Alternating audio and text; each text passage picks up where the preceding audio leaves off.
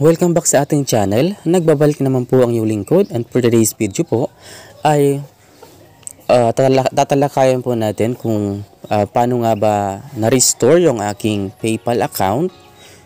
Ayan, kasi lately ay na-permanently close ito.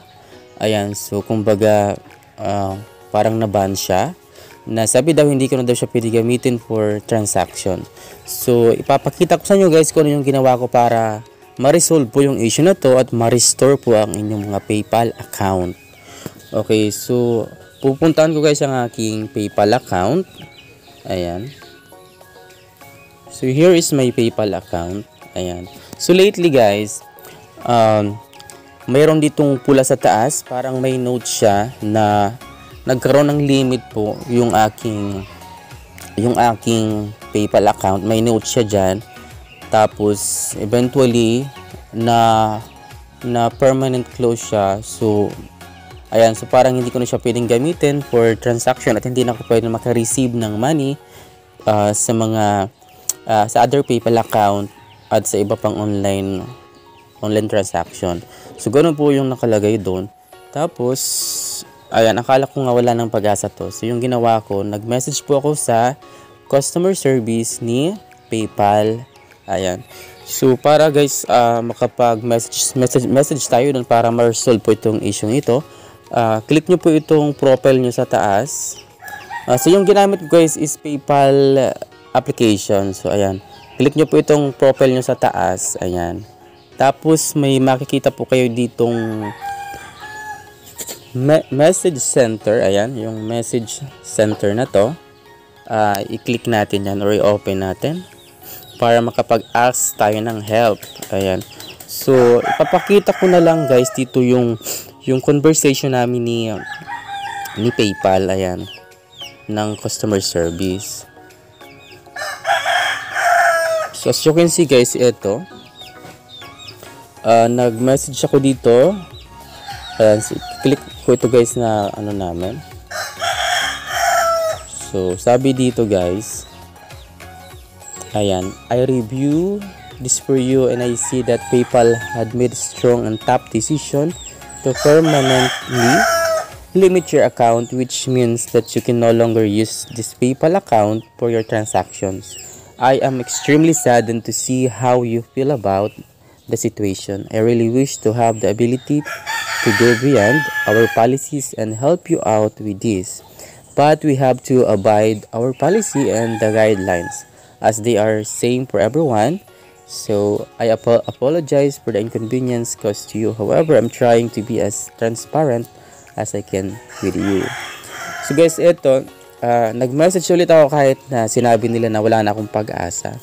Sabi ko dito, please help, I already submitted, but why is it I can't no longer use my PayPal? Please help me restore my account. So ayan, what kind of ID should I send? Please tell me please. So parang kinulit ko siya. So ayan, please help. So, do you mean I will use my ID which I use in opening my account, but I follow what ID needed, but it's also same info with but what's wrong? So ayan, so sabi ko dito, if you need some valid ID to be submitted, I can provide just to reactivate my account. So I will submit my ID. So nag-submit ako guys ng iba pang IDs ko. So ito siya. Sabi ko, please review again my valid ID. I think I was failed because I used my other ID, but it's me. It's real. Please review again. So sinabi ko din dito na I am a real human. So ganun guys. Sabi dito, let me review your account and get back to you in a few minutes. Tapos sabi naman nila, I am sorry to let you know this decision is final and the funds in your account can only be withdrawn after 180 days, and that will fall on December 29. Thank you for cooperating with us. We appreciate your time and patience. So akala ko guys dito, wala talagang pag-asa yung PayPal ko. So after siguro gabi na nun, gabi na mga 8 o'clock yun ata. So tinignan ko guys yung aking PayPal. Sabi ko, bakit nawala yung note na red? So nagtaka ako, baka okay na siya, na-restore na yung aking account. Ayan. So tinignan ko guys yung aking email. Ayan. Sabi ro dito, your account has been restored. Ayan, we review the information you provided for, ayan. Tapos sabi nila, and have removed the limitation placed. You'll now able to access any features that was limited before. So we appreciate your patience in helping us resolve this issue. So very good guys, na-restore na nga yung aking account dito. So yung ginawa ko lang talaga is kinulit ko guys yung customers support, yung naka-assign sa akin na CS. Ayan. So kinulit ko siya, sabi ko mag-submit pa ako ng other IDs. So baka kako yung sinubmit ko that time na ID hindi ata siya yung ginamit ko dati ng pag-register ko dito. So parang nag-check sila ng ID number. Ayan, so parang hindi doon match. So sabi ko dito baka kako I was submitted the IDs that's not what I used before in registering my account. So inano ko po yung aking isang ID, baka yun lang nalito lang ata ako ng pag-submit.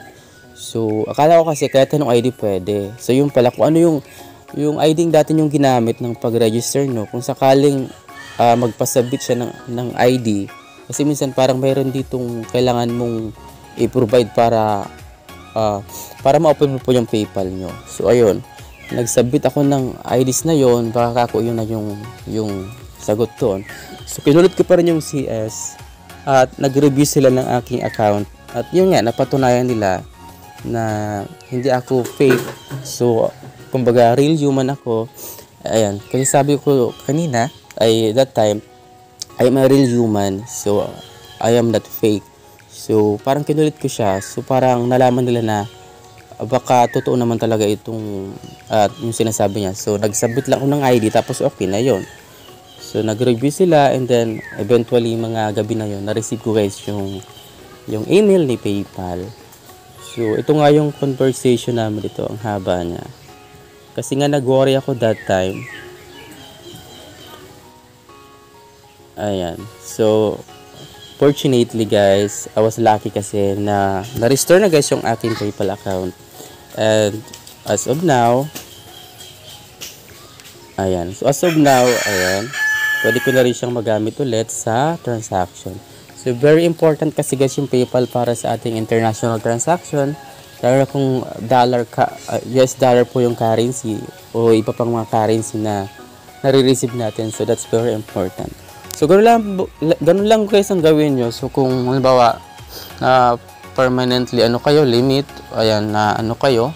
So submit lang kayo ng iba pa pang valid IDs nyo. Baka kasi yung valid IDs lang yung nagka-problem. So baka iba lang yung ID number na napasa nyo dati sa pagpasa nyo ngayon. So kasi minsan nagpapa-review ulit sila. So okay yon. So ask lang kayo dun sa customer service nila sa message center dito po sa profile nyo.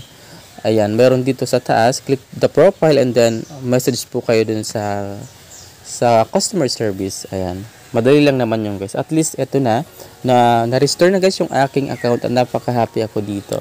So that's all for today's video guys, and hope na nakatulong ako sa inyo.